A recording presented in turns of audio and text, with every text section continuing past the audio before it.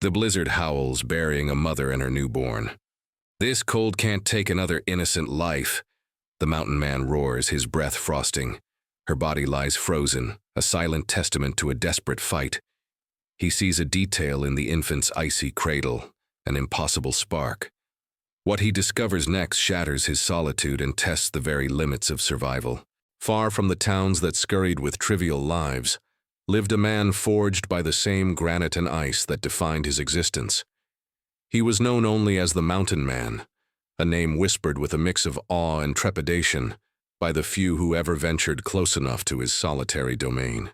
His days were a rhythm of axe against wood, trap setting, and the quiet vigilance that allowed survival where others perished. He moved with the unhurried grace of a bear, his senses attuned to every tremor of the earth, every shifting shadow, every subtle scent carried on the frigid air. His cabin, nestled deep within a protective ridge, was less a home and more a bastion against the relentless wild, filled with the scent of pine smoke, dried herbs, and well-worn leather. For years, this isolated existence had been his chosen penance, a silent vow to live beyond the reach of human folly, embracing the stark honesty of nature. He valued self-reliance above all else, seeing strength in solitude and peace in the absence of the world he had left behind. On that particular morning, the blizzard's wrath was beyond anything even he had witnessed in recent memory. It was a white fury that swallowed the landscape, muffling sounds, distorting familiar trails, and testing the limits of even the most hardened mountain dwellers. He had intended to stay close to his hearth, allowing the storm to exhaust itself. Yet an ancient premonition, a prickling sensation on his skin that spoke of disturbance in the natural order, drew him out. It was a subtle pull, a deviation from the familiar pathways he usually patrolled, urging him towards a section of the ridge he rarely frequented in such conditions. A whisper of something profoundly out of place, a stark contrast to the harmonious brutality of the wild. He pushed against the wind's heavy hand, each step a struggle through the deepening drifts. His gaze, usually sharp and discerning, pierced the swirling snow, seeking the source of this unease. He expected perhaps a trapped animal or a broken branch, but what he found was something far more grievous, a stark punctuation mark in the endless white. A heap of frozen fabrics, half buried by the relentless snowfall, stood out against the monochrome canvas.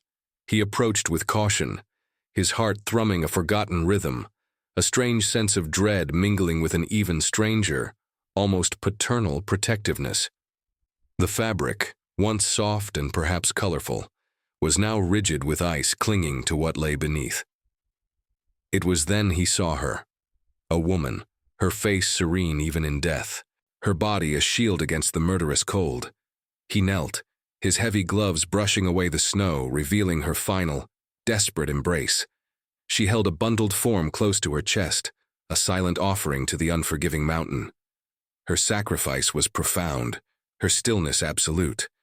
For a long moment the mountain man remained, a giant humbled by a scene of ultimate tenderness and tragic loss. He felt a profound echo of a past he had painstakingly buried, a sorrow that resonated with the rigid silence before him. The memory of a small, cold hand in his own, decades ago, flickered through his mind, a secret burden he carried. He had long believed himself incapable of being moved to such depths again, but as his calloused hand, driven by an instinct he could not name, reached out to gently part the frozen layers of the blanket, a faint, almost imperceptible tremor moved beneath. The mountain had delivered a life, even as it claimed another, and now his solitude, his carefully constructed peace, was about to be irrevocably shattered by a whisper of hope in the icy grip of death. The mountain man felt the icy touch of death on the woman's skin, stark and unyielding. But then a tremor, slight as a butterfly's wing beat, rippled through the frozen layers that cradled the infant. His heart, long dormant to the rhythms of human tenderness, lurched with a force that surprised him. With careful, almost reverent hands, he peeled back the hardened cloth, revealing a tiny crimson face, wrinkled with the effort of its impossible survival. A reedy gasp escaped its lips, a fragile whisper of life against the roaring torrent of the blizzard. It was a sound that pierced the mountain man's very core, an echo of forgotten promises and buried grief. This was not merely a child, it was a challenge, a tiny, breathing testament to a warmth that defied the world's bitter cold, an innocent plea for a future he had long denied himself. His gaze swept over the scene once more, resting on the mother's still form. Her sacrifice was etched into the frozen lines of her face, a silent testament to a love that had outlasted her last breath. In her rigid hand, clutched tight as if in a final message, he noticed a small, intricately carved wooden bird, its wings outstretched as if in flight. It was a detail that stirred a forgotten memory, a fleeting image of similar craftsmanship from a distant past, from hands that had understood the deep, quiet language of the mountains. A strange feeling settled upon him. This was not merely a chance encounter, but perhaps a strand of a deeper tapestry, woven by the capricious hand of fate. The bird was quickly tucked into his own pocket, a small, fragile secret now shared only with the dead and the newborn. He knew, with a certainty that vibrated through his bones, that he could not leave this child to the elements. His solitude, once a fortress, now felt like a desolate prison. The weight of responsibility, raw and sudden, descended upon him, pushing aside years of self-imposed isolation. His life, a carefully constructed silence, was about to be irrevocably altered by a creature so small, so utterly dependent. He gently lifted the tiny bundle, cradling it against his chest, tucking it deep within the heavy furs that shielded him from the storm. The infant's warmth, faint as it was, spread through his own cold skin, a spark in the vast internal wilderness he had cultivated. The journey back to his cabin was a brutal test of endurance, a silent, desperate prayer against the mountain's relentless fury. The wind screamed its objections, tearing at his furs, coating his lashes with ice. Each step was a battle against the deep, unbroken snow, his powerful legs pushing through drifts that swallowed him to the waist. The air was a biting beast, clawing at any exposed skin, threatening to steal the fragile breath from his tiny charge. He spoke no words, but his every strained muscle, every labored breath, was a vow to the child, a promise whispered across the unforgiving landscape. He would not fail this small life, not when its mother had given everything. The memory of her serene, frozen face and the wooden bird in his pocket fueled his determination. This was more than a rescue. It was a profound act of acceptance, a bridge reluctantly built from his hardened past to an unknown future. The familiar scent of pine and wood smoke from his chimney was a beacon in the swirling white. With a final, grueling push, he reached the sturdy, weathered door of his cabin. It had always been a sanctuary, a haven from the world, but now it felt different. The threshold, once a line between him and the chaos of man, now seemed to separate him from a past self, a man who had known only his own company. He pushed open the heavy door, stepping from the raging tempest into the relative quiet of his home. The air inside, though cool, held the promise of fire, of warmth, of safety. The mountain man stood there, the howling of the wind still echoing in his ears, the impossibly small bundle stirring against his chest. He looked around his solitary dwelling, now suddenly too quiet, too empty, and yet, paradoxically, too full. His world had shifted on its axis, and there was no turning back. Inside the rough-hewn walls of his cabin, the mountain man moved with a deliberate slowness, his every action measured. The warmth from the stone hearth, a constant sentinel against the mountain's chill, began to seep into the child's tiny form. He stripped away the frozen remnants of the blanket, revealing the infant fully. It was impossibly small, its skin mottled blue in places, but beneath his rough, gentle hands, a fragile pink began to bloom. He knew little of babies, his life having long ago diverged from the path of domesticity, but instinct guided him. He had seen newborn cubs, fragile fledglings, and understood the primal need for warmth and nourishment. He carefully wrapped the infant in a soft, cured rabbit fur, its delicate fibers a stark contrast to his own calloused hands. The cabin, usually echoing with only the crackle of the fire and the whisper of the wind, now held the soft, uneven breathing of a new life. He prepared a makeshift feeding, a concoction of goat's milk warmed by the fire, administered with infinite patience from a small carved wooden spoon. Each drop was a victory, each swallow a testament to the child's fierce will to live. He watched its tiny mouth, its miniature hands clenching and unclenching, a profound wonder filling the spaces within him that had long been vacant. Days bled into nights, and the blizzard, though lessening its fury, still held the peaks in its icy grip. The mountain man became a silent sentinel, his sleep fractured, his vigilance constant. He learned the rhythm of the child's cries, the unspoken language of its needs. He cleaned it, fed it, and held it close, its fragile weight a constant presence against his powerful frame. He found himself humming old, forgotten tunes, melodies from a childhood he had long suppressed, their soft notes filling the cabin's silence. He even began to notice the small, intricate details of the wooden bird he had found clutched in the mother's hand. Its fine craftsmanship spoke of a skill not often seen in these parts, almost a familial mark, a small, unsettling link to a past that now felt impossibly distant, yet somehow connected to this innocent, rescued life. One morning, as the first rays of weak sunlight finally pierced through the clouds, painting the snow-covered peaks in hues of pink and gold, the mountain man found himself staring at the child, now awake and gazing up at him with wide, innocent eyes. There was a profound quiet in the cabin, a peace he hadn't known in decades. The child, a tiny beacon of warmth and vulnerability, had shattered the impenetrable shell of his solitude. He knew he could not simply return it to the world, to the indifferent towns that had cast its mother out. This fragile life had been given to him by the mountain, a sacred trust. He named her Alara, a name that hummed with the strength of the earth and the light of the stars. The mountain man was not one for grand pronouncements. His world was built on actions, on unspoken agreements with the wild.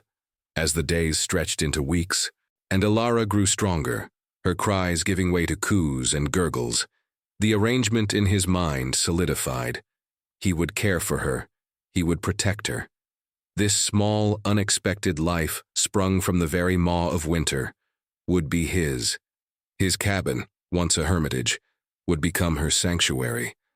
The mountain which had taken her mother would now nurture her. He made a silent pledge, not to any god or man, but to the memory of the woman in the snow, and to the innocent eyes of the child now nestled in his arms. His world had narrowed to this cabin, this child, and the unspoken promise that he would, from this day forward, serve as her steadfast guardian, a beacon of safety in a world that had shown her nothing but hostility. As the harsh grip of winter slowly loosened its hold, giving way to the tentative thaw of early spring, the mountain man found his life reshaped, not by grand events, but by the quiet, persistent demands of a tiny human. Alara, with her incessant needs and surprising resilience, began to weave herself into the very fabric of his existence. He learned to warm milk in an earthenware pot, to fashion soft swaddling from cured deerskin, and to rock her gently by the hearth, humming melodies he hadn't known he remembered. The cabin, once filled with the austere silence of a solitary man, now resonated with the soft gurgles, coos, and occasional cries of an infant. His calloused hands, accustomed to the axe and rifle, became surprisingly adept at cradling her, changing her and soothing her to sleep. The transformation was gradual, almost imperceptible, yet profound. The stern lines etched into his face by years of solitude softened around his eyes when he looked at her. He began to schedule his trapping routes and wood-gathering excursions around her feeding times, always ensuring she was warm and safe before venturing out. His focus, once solely on his own survival, had irrevocably shifted to hers. He crafted a small cradle from willow branches, lining it with the softest furs, and even carved small, smooth wooden toys for her to grasp. These were not tasks he had ever envisioned for himself, but each act of care, however small, felt like a quiet victory, a triumph of warmth over the cold he had so long embraced. As weeks turned into months, and Alara's tiny limbs gained strength, her gaze grew more inquisitive. She tracked his movements around the cabin, her eyes bright with burgeoning curiosity. The mountain man found himself speaking to her in low, rumbling tones, explaining the crackle of the fire, the rustle of leaves outside, the distant call of a hawk. He showed her the intricate patterns of snowflakes on the window pane and the delicate structure of a pine cone. He was not merely providing for her. He was introducing her to his world, the stark beauty and silent wisdom of the mountains. He saw in her eyes a burgeoning intelligence, a spark of the fierce spirit that had allowed her to survive the blizzard. One late spring afternoon, as a sudden, unexpected cold snap descended, threatening the tender new growth outside, the mountain man was forced to venture further than usual for a particular medicinal herb for Elara, who had developed a persistent cough. He left her bundled warmly in her cradle by the dying embers, a knot of worry tightening in his chest. Upon his return, battling the unexpected chill, he found the cabin door slightly ajar, a gust of frigid air chilling the room. His heart seized with a primal fear. Racing inside, he saw Elara, not whimpering in her cradle but gazing intently at the fire, which had dwindled to mere ashes. Beside her, on the hearth, lay a small, carefully stacked pile of kindling, perfectly arranged, as if someone had just prepared it to restart the flame. He stared at the tiny bundle, then at the kindling, a sudden, inexplicable shiver running down his spine. No one else had been there. There was no sign of intrusion, no disturbance beyond the slightly open door. It was as if the lingering spirit of her mother, or perhaps some ancient mountain magic, had intervened. He quickly rebuilt the fire, the warmth returning, but the image of the kindling remained. He couldn't shake the unsettling feeling that Elara's connection to this wild place, and perhaps to the spirit of her mother, was deeper and more mysterious than he could fathom. He looked at Elara, sleeping peacefully now, her cough subsiding in the renewed warmth, and wondered what other unexpected abilities or unseen protections lay within her, connected to the very mountain that had both given and almost taken her life. The days ripened into a full mountain summer, bringing with it a vibrant, if still wild, beauty. Elara, no longer a fragile infant, was a bright, curious toddler, her laughter echoing through the cabin, a sound the mountain man had never imagined would fill his solitude. She explored every nook and cranny, her tiny hands reaching for anything that caught her eye. He taught her the names of the birds that nested near the eaves and the different barks of the trees surrounding their home. She was learning to walk, her wobbly steps a testament to her growing strength and independence, under his watchful, gentle gaze. His heart, once a stone, had softened and expanded to make room for her, and the protective instincts within him were fiercely alight. One sweltering afternoon, a dry lightning storm erupted with a sudden, terrifying fury. The air crackled with raw energy, and moments later, the acrid scent of burning pine filled the air. A lightning strike had ignited a small but rapidly spreading fire on the ridge directly above their cabin. The mountain man, his face grim, knew the danger was immediate and grave. The wind, now whipping fiercely, would turn the small blaze into an inferno within hours. He had faced countless fires, but never with a child depending on him. He considered fleeing, but the trails were treacherous and the fire's path unpredictable. He had to stand and fight. He worked with desperate urgency, hacking at undergrowth to create a firebreak, his axe a blur of motion. But the flames, driven by the wind, moved with frightening speed, leaping across his nascent barrier. Smoke stung his eyes, and the heat was a tangible, suffocating presence. He felt a sudden, sharp pain as a falling ember scorched his arm. He knew he was losing, his strength and skill pitted against the elemental wrath of the mountain. He glanced back at the cabin, where Elara, oblivious to the danger, was playing near the open door, watching a squirrel scamper up a tree. A wave of despair washed over him, a chilling realization that he might not be able to protect her this time. Just then, as he stood momentarily defeated, an unexpected sight made him freeze. Elara, drawn by a primal instinct, had toddled to the edge of the creek that flowed beside their cabin. With a child's curious focus, she began to pick up small, smooth stones, placing them with meticulous care into the water, watching the tiny ripples they made. But it wasn't the stones that caught his eye. It was the water itself. As each stone touched the surface, a subtle ethereal shimmer, almost like liquid moonlight, spread from it, pushing back against the encroaching smoke and heat. The air above the creek, and where the water now flowed into the forest, felt suddenly cooler, damper, as if the very essence of the mountain was responding to her innocent touch. The fire, which had been racing towards the creek, hesitated, its advance slowing, its roar momentarily dampened. It was as if the water, invigorated by her presence, had become an unexpected living barrier. The mountain man watched, stunned for a moment, then understood. It was not a magic he recognized, but a resonance, a deep intuitive connection between the child and the primal forces of the mountain. He quickly directed the creek's flow, building a small dam with fallen logs and rocks, guiding the now strangely empowered water directly into the path of the flames. The shimmering effect intensified, the water turning the advancing fire into hissing steam. The crisis, though still immense, was now manageable. Working with renewed vigor, he finally brought the blaze under control. The scent of burning wood slowly replaced by the fresh, clean smell of rain-soaked earth. That night, as the embers of the hearth glowed softly, casting dancing shadows on the cabin walls, the mountain man held Alara close. The fire was out, the immediate danger past, but the memory of the shimmering water, and Alara's innocent role in it, remained. He had seen the raw power of the mountain, but also its capacity for unexpected grace. He looked at the wooden bird he still carried in his pocket, then at Alara, sleeping soundly in his arms. The two pariahs, the hardened recluse and the child of the storm, had found each other, and in doing so had unlocked a hidden strength, a shared destiny entwined with the wild heart of the peaks. Their story was far from over, but in that quiet moment a profound sense of mutual understanding, of belonging, settled between them, a silent pact forged in the crucible of fire and the cool embrace of ancient mountain waters. The fire, once a searing threat, had become a defining moment, forging an even deeper bond between the mountain man and Alara. Summer eased into a vibrant autumn, painting the peaks in hues of crimson and gold.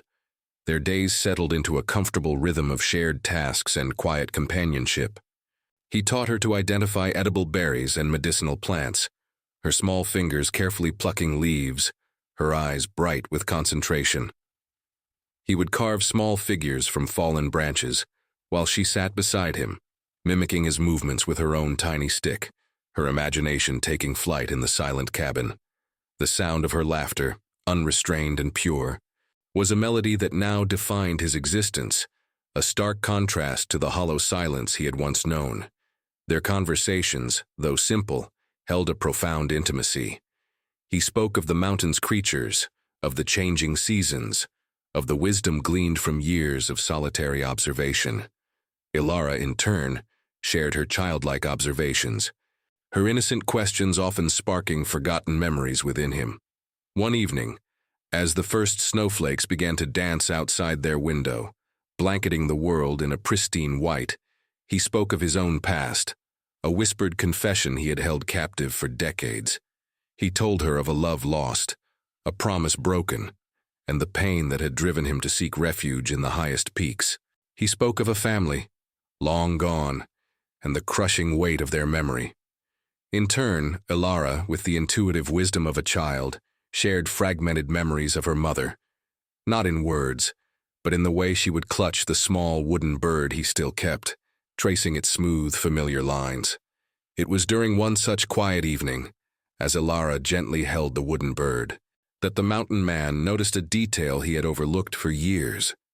Etched onto the underside of the bird's wing, almost invisible to the naked eye, was a faint, swirling symbol, a stylized rendition of a mountain flower. It was the very same symbol, he suddenly realized, that was carved into the hearthstone of his own cabin, a mark left by his grandfather, an ancient family crest hinting at a forgotten lineage of mountain folk. A chill, unrelated to the winter outside, ran down his spine. The bird was not just a memento. It was a link, a silent testament that Alara's mother, and by extension, Alara herself, shared a lineage with his own, a deep-rooted connection to this very mountain. Their meeting, it seemed, was not a mere accident of fate, but a destined reunion, two forgotten branches of the same ancient tree. This revelation, quiet and profound, wove them even tighter, binding their souls with the threads of shared ancestry and the raw, unyielding love forged in the crucible of survival. Their found family was not just a creation of circumstance, but an echo of the past, a restoration of a lineage that had almost been lost to the unforgiving world. The mountain man felt a sense of peace he hadn't known was possible, a deep contentment settling into his bones. His solitude had been broken, but in its place, he had found a connection that transcended words, a bond forged in the silent heart of the wilderness.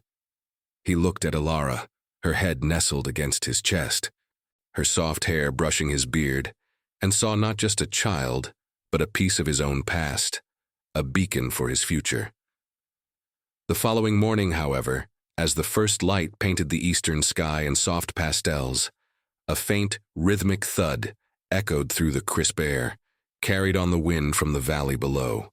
It was a sound he knew well, a sound of heavy boots on frozen earth, too many for a lone trapper, too deliberate for wandering hunters. It was the sound of men, and they were approaching his ridge. The peace they had found, the quiet warmth of their shared home, felt suddenly fragile, exposed. His hand instinctively went to the rifle above the hearth. The mountain, it seemed, was about to test their sanctuary once more. The rhythmic thudding grew louder, a grim drumbeat against the tranquil mountain dawn. The mountain man, his senses sharpened by years of solitary vigilance, knew these sounds intimately. They were not the casual footsteps of wanderers, but the purposeful stride of men with an objective, moving with the heavy intent of those who hunted more than game. His heart, now bound by the fierce thread of protection for Alara, tightened in his chest. He led her to a hidden alcove in the cabin, deep within the storage cellar, a place he had prepared long ago for unforeseen threats. He instructed her in hushed tones, his voice a low rumble, to remain silent, to be still, like the small mountain creatures she had come to know. From the cabin's narrow slits, he watched them emerge from the tree line, a group of rough-hewn men, their faces hardened by a lifetime of avarice, led by a man whose cold eyes and cruel mouth he recognized from a distant past. This was Silas, a land speculator from the lower valleys, notorious for his ruthless acquisition of remote homesteads, pushing out anyone who stood in his way. But Silas was not alone. Behind him, a gaunt, dark-haired man, whose gaze held a disturbing possessiveness, rode a weary horse. This stranger, dressed in ill-fitting but once fine clothes, was unmistakably the one who had set these men on their path. He was the past come calling, a phantom from the life Alara's mother had desperately fled. The men surrounded the cabin, their voices a harsh intrusion in the mountain's quiet.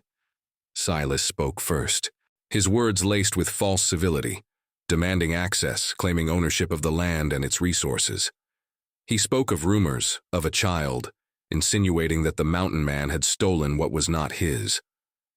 But it was the gaunt man's voice that truly chilled the mountain man to the bone. He spoke of his property, of a wayward woman, and the child she birthed, his words reeking of an entitlement so profound it was sickening.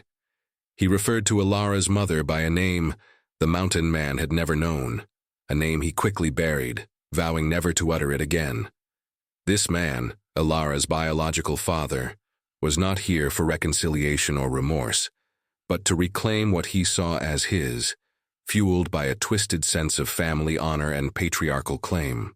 The mountain man stood his ground, a formidable barrier. He warned them away, his voice low and firm, echoing the granite strength of the peaks around them. He would not yield, not with Alara hidden so close. But Silas was cunning. He revealed a map, a crudely drawn document showing the boundaries of his supposed claim, extending far up the ridge, encompassing the cabin itself. He also made veiled threats, not just to the mountain man, but to Alara, hinting at the difficult life a child with no legal standing might face in the towns below. implying that Alara's paternal family could rightfully claim her. He spoke of the harsh realities of the world, a world where the mountain man had no sway. As the standoff intensified, a new, unsettling element entered the fray. From the shadows of the forest, another figure emerged, a lone trapper named Jasper, whose face was usually hidden beneath a thick beard, now visible with a glint of fear in his eyes. Jasper, a man of meager means and even weaker resolve, had occasionally traded with the mountain man, seeking his rare medicinal herbs.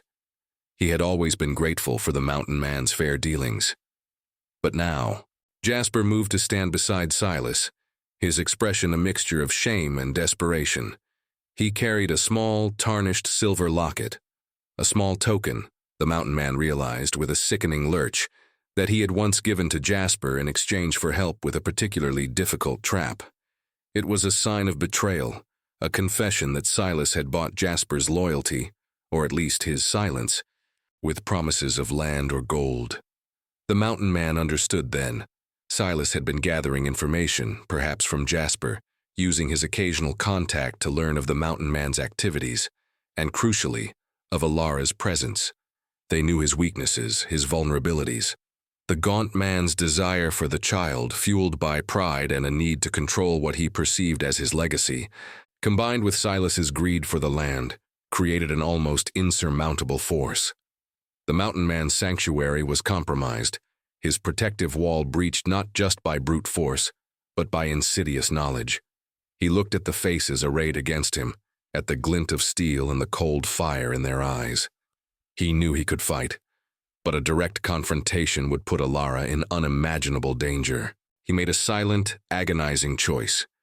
To save her, he would offer himself. He would give them what they wanted, or at least what they thought they wanted, to buy Alara time, to secure her safety, even if it meant stepping into the maw of the very world he had fled. The mountain man stepped forward, his powerful frame casting a long shadow over the snow. His voice, usually a deep rumble, was now a low, resonant command that cut through the blustery wind. He acknowledged Silas's claims to the land, offering a truce. He would leave the cabin, abandon his traps, and never return to this part of the mountain, provided Alara was left untouched, unharmed, and allowed to remain with him. He spoke not of ownership, but of guardianship, of the child's survival as the paramount concern. Silas, surprised by this unexpected concession, hesitated, his greed warring with his desire for an easy victory. He had expected a fight, not a negotiation. But the gaunt man, Alara's biological father, stepped forward, his eyes alight with a possessive fervor. He scoffed at the mountain man's offer, declaring that the child was his by right, his flesh and blood, and that he would take her back to the world from which her mother had foolishly fled. He spoke of proper upbringing, of an inheritance, of reclaiming a stain on his family name. His words dripped with a condescending pity for Alara's wild upbringing, a stark contrast to the mountain man's quiet devotion. He believed that the child and her very existence was a property to be managed, a problem to be solved, rather than a life to be cherished. As the gaunt man approached the cabin, intent on retrieving Alara from the cellar, the mountain man moved with sudden, startling speed. He didn't resort to violence, but rather to a profound act of moral leverage. He held up the small, intricately carved wooden bird he had carried since the blizzard, its familiar symbol now catching the light. He then pointed to the almost identical carving on the hearthstone of his cabin, the ancient family crest that connected Alara to his own lineage. "This child," he declared, his voice ringing with authority, "carries the mark of this mountain, a lineage older than any paper claim. Her mother, like my own ancestors, carried this symbol, a testament to her right to this land, to this wild, free life." He then turned to Jasper, the betrayer, whose face was a mask of conflicted shame. "Jasper," the mountain man said, his voice softer but no less impactful, "you helped them find us. But you also know the truth of these mountains. You know this child was born of sacrifice, not of theft, and you know the promises made under these skies are sacred." He paused, allowing his words to sink in. The man who seeks to take her will carry a curse, not a blessing, for desecrating a sanctuary and breaking a sacred bond. The mountain remembers its own. The gaunt man scoffed, reaching for Alara's hiding place. But as his hand touched the cellar door, a strange thing happened. From the deepest recesses of the cabin, the same ethereal shimmer that had protected Alara from the fire now emanated, subtle yet undeniable. The air around the gaunt man suddenly felt heavy, cold, as if the mountain itself was breathing down his neck. He recoiled, a flicker of genuine fear in his eyes, his bluster momentarily replaced by unease. Silas, a pragmatist at heart, saw the shift. The genuine belief in the mountain man's words, and in the strange energy surrounding the child. He knew that to persist might invite a conflict far more costly than the land was worth, a battle against something intangible, something rooted in the very soul of the peaks. The mountain man pressed his advantage. "You speak of inheritance," he said, directing his gaze at the gaunt man. "This child's inheritance is not your name, but the freedom of these mountains. To deny her that is to deny her very breath." He then offered a final, surprising concession to Silas. "I will sign over the official papers for the land, acknowledging your claim if you promise before the mountain itself to leave this child and her protector in peace. And I will share with you the locations of all my richest trapping grounds, making you a richer man than you could ever imagine, without ever raising a hand." Silas, ever the opportunist, weighed the mountain man's words. A quiet victory, wealth, and no bloody confrontation that would only draw unwanted attention. The gaunt man, unnerved by the strange aura and the mountain man's unwavering conviction, also began to waver. He was a man of the lowlands, a man of society, and the raw, untamed spirit of the mountain, combined with the whispers of ancient curses, was beyond his comprehension or control. Jasper, meanwhile, stood motionless, his silence a sign of his internal struggle, a tacit agreement with the mountain man's truth. The gaunt man, his pride bruised but his resolve shaken, reluctantly agreed to leave, his promise extracted more by fear of the unknown than by reason. Silas, pleased with his unexpected gains, quickly led his men away, eager to consolidate his new holdings. The immediate threat was gone, the cabin silent once more. But as the last echo of their footsteps faded, the mountain man knew that while this battle was won, the whispers of the outside world would always linger, a persistent reminder of the fragile peace they had forged. The conflict, though sharp and unsettling, had ultimately solidified their place on the mountain. A year passed, a cycle of seasons that brought healing and growth. The cabin, once a solitary bastion, now hummed with a life that was rich and full. The mountain man, his heart open and his purpose clear, was no longer merely a survivor but a foundation. His beard, now streaked with more silver, framed a face softened by contentment, his eyes holding a profound tenderness as he watched Alara. She was no longer the tiny infant found in the snow, but a spirited girl of nearly 2 years, her steps steady, her laughter echoing through the pines. She knew the mountain's trails as well as her own name, recognizing the calls of its creatures and the scent of its wild flowers. She had inherited her mother's resilience and her rescuer's quiet wisdom. Their days were a tapestry of shared work and joyful discovery, gathering berries, tracking small game, and tending the small garden that now flourished outside their cabin door. The scent of pine and wood smoke mingled with the sweet aroma of baking bread, a domestic warmth that had replaced the austere chill of a lone man's dwelling. One crisp autumn morning, as the sun painted the eastern peaks in hues of gold and rose, a scene of quiet beauty unfolded at the cabin. Alara, her tiny hands smudged with berry juice, sat on the porch, meticulously arranging pine cones in a neat line. The mountain man watched her, a profound sense of peace settling in his heart. And beside him, her gaze also fixed on the child, sat a woman. She was not the same woman from the blizzard, but a gentle soul named Lena, a healer who had, by chance, sought refuge in the high mountains after suffering her own losses in the valleys below. She had been drawn by the mountain man's quiet strength and by Alara's luminous spirit. In her, the mountain man had found a companion, a partner in the quiet symphony of their mountain life, and a mother's gentle touch for Alara. Lena had come to their world with her own deep understanding of the mountains and their ways, sharing knowledge of rare herbs and ancient remedies that complemented the mountain man's own wilderness wisdom. The wooden bird, the small family crest, had become a cherished heirloom, its story woven into the lullabies Lena sang to Alara at night. It was Lena who eventually told the mountain man of a long-forgotten legend among the mountain communities, a tale of a sacred spring high in the peaks, said to be blessed by the spirits of the old mountain folk. This spring was rumored to have the power to heal deep wounds and foster impossible growth, guarded by those who bore the mark of the mountain flower. The same symbol that had connected Alara to his own lineage was also a key to a greater, mystical heritage, a deep, ancient bond between certain families and the very soul of the peaks.